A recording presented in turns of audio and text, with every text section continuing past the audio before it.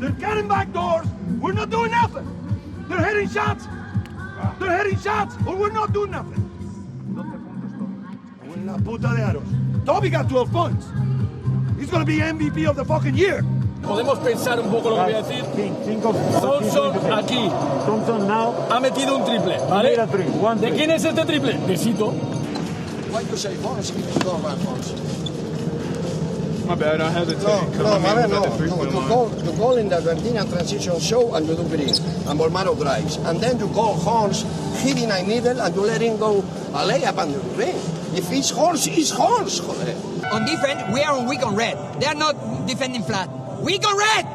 This is what we're working, guys.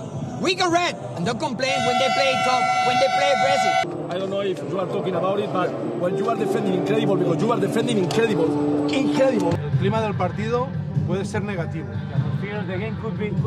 Nosotros a lo nuestro. Other way. Estamos jugando bien, estamos defendiendo bien. With Calafis, he's gonna drive, then you can protect yourself a little bit. With the other ones, Kuric, Sabrina, you have to be close to them. With Calates, you can wait for him a little bit. If you arrive late to the got me? Vale.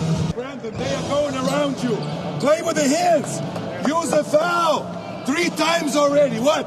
What's the excuse now? What's the excuse here? Yeah, okay. A new excuse. A new excuse. This guy, why you're opening a fucking bucket spring when we are playing for the game, hombre.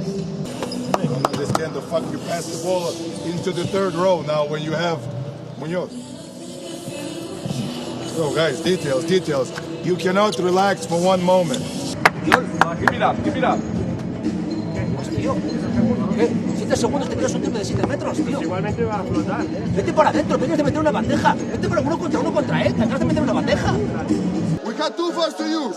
When he's rolling to the rebound, push them, grab them, whatever you want. I don't care, but don't let them go. Estás diciendo 5 y estás solo. Macho, corre, vas a meter una bandeja. Un bloqueo directo para pasarla cada vez. Vete para adentro, te ponen un tapón, pero no juegues ahí solo para sacarte, si no nos ayudan ahí. Solamente estás pensando pasarla para no meterte en problemas, coño. Step by step, they have to be nervous. We're coming back, let's go. Be focused, play with confidence, but execute the things we have to do. Make them play defense, okay?